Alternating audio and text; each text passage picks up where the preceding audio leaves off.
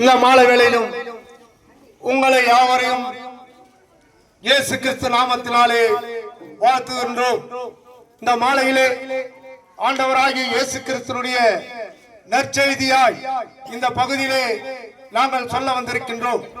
ஒரு உண்மையான தெய்வத்தையும் ஜீவிக்கின்ற தெய்வத்தையும் உயிரோடு இருக்கிற ஆண்டவராகிய இயேசு கிறிஸ்துவையும் உங்கள் மத்தியிலே நாங்கள் சொல்ல வந்திருக்கின்றோம். என் அன்பானவர்களே, ஒரு 2000 ஆண்டுகளுக்கு முன்பாக யூதர்கள் ஆண்ட காலம், அதாவது 2000 ஆண்டுகளுக்கு முன்பாக அந்த ஆண்ட காலத்திலே அந்த ஆளுகிறவர்கள் மத்தியிலே அங்கே வந்து ஜனங்கள் அங்கே இருக்கிறவர்கள்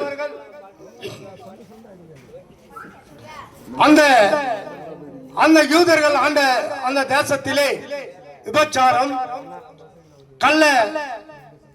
கள்ளர்கள், விரோதங்கள், அநேக பாவங்கள், 1 2 அல்ல, காம விவகாரங்கள், அநேக பிரச்சனைகளிலே அந்த யூத தேசத்திலே அவர்கள் அனுபவித்துக் கொண்டிருந்தார்கள். அதே பகுதியிலே ஆண்டவராகிய இயேசு கிறிஸ்து கிராமங்கள் தூரமாக அந்த பகுதியிலே அன்பும், பாசம், சமாதானம், சந்தோஷம் இவைகளை எல்லாம் ஆண்டவராகிய இயேசு கிறிஸ்து கிராமங்கள் தூரமாக மக்கள் மத்தியிலே அவர் பிரசங்கமாய் சொல்லிக் கொண்டு வந்தார். இதை அந்த யூத தேசத்தில் உள்ளவர்கள் பொறுக்க முடியவில்லை. இவர் நமக்கு விரோதமாக செயல்படுகிறார், இவர் நமக்கு விரோதமான செயல்களிலே செயல்பட்டு மக்களை திருத்துகிறார் என்ற ஒரே காரணத்தினாலே ஆண்டவரை எப்படியாவது அவரை குற்றச்சாட்டி அவரை தண்டனைக்கு உள்ளாக்க வேண்டும் என்று அந்த யூத மக்கள் அவரை குற்றப்படுத்திக் கொண்டே இருந்தார்கள். ஆனாலும் ஆண்டவராகிய இயேசு கிறிஸ்து அவர் நற்பணிகளை, அதாவது ஆண்டவர் மக்கள் திருந்தி வாழ வேண்டும், சமாதானத்தோடு வாழ வேண்டும், சந்தோஷத்தோடு வாழ வேண்டும், பகையில்லாத வாழ வேண்டும், இப்படி மக்கள் மத்தியிலே அவர் கிராமங்கள் தூரமாக பிரசனமாய் சொல்லிக் கொண்டு வந்தார். என் அன்பானவர்களே, 2 சம்பவத்தை நான் சொல்ல ஆசைப்படுகிறேன். கிராமத்திலே அவன் ஒரு குள்ளமாக இருந்தான். சகோதரா என்கின்ற மனிதன் அவன் வட்டிக்கு விட்டிருந்தான். அவன் வட்டி விட்டு அந்த இடத்துல ஒரு பெரிய மனிதனாக காணப்பட்டிருந்தான்.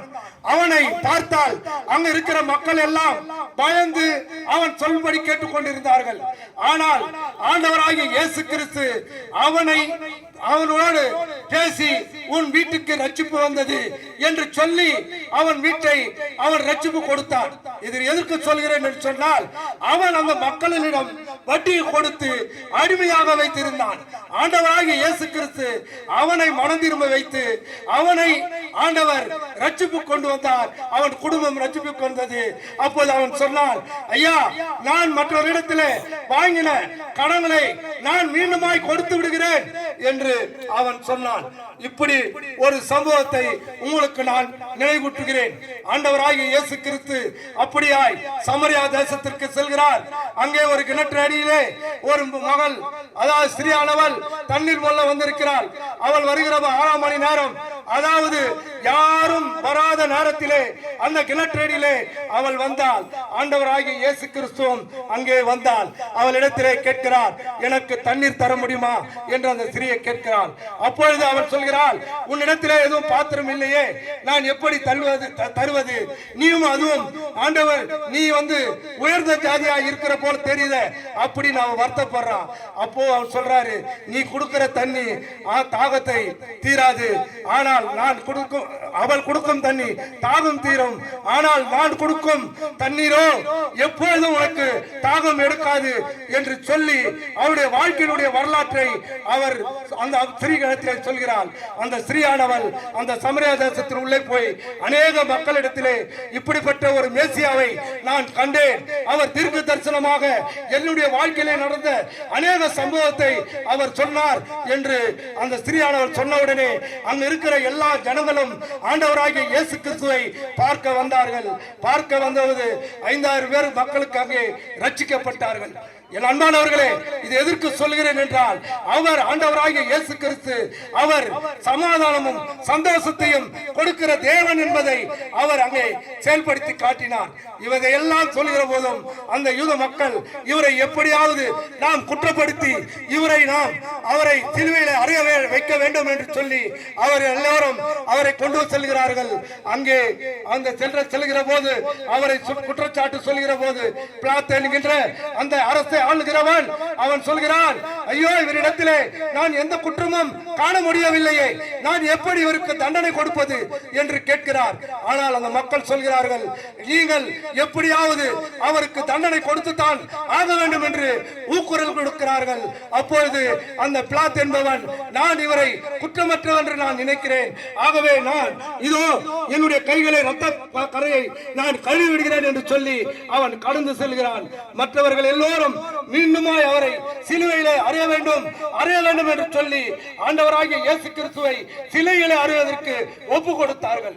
என் அன்பானவர்களே, அவர்கள் ஒப்பு கொடுத்து ஆண்டவராகிய இயேசு கிறிஸ்துவை சிலுவையிலே அறைந்தார்கள். ஆனால் யார் சொன்னார்களோ அந்த யூத மக்கள் 2000 மேலாக வீடு வாசல் இல்லாத, பிள்ளை குட்டிகள் இல்லாத அலைந்து திரிந்து அவர்கள் அழுதார்கள் என்று முன்னோர்கள் சொல்லுகிறார்கள். என் அன்பானவர்களே, அப்படியாய் ஆண்டவராகிய இயேசு கிறிஸ்து அப்பொழுது அவர் நமக்காகவும் சமாதானத்திற்காகவும் சந்தோஷத்திற்காகவும் அவர் சிலுவையிலே அறையப்பட்டார். இதோ உங்களுக்காகவும் உங்கள் இதை கேட்டுக்கொண்டிருக்கிற என் அன்பு சகோதரனே, உன் வீட்டிலே சமாதானம் வேண்டுமா, சந்தோஷம் வேண்டுமா, எந்த விதமான பிரச்சனைகள் இருக்கிறதா, பாரத்தோடு இருக்கிறீரா, கஷ்டமாக இருக்கிறீரா, இயேசு இதோ உன் வாசலில் நிற்கிறார்.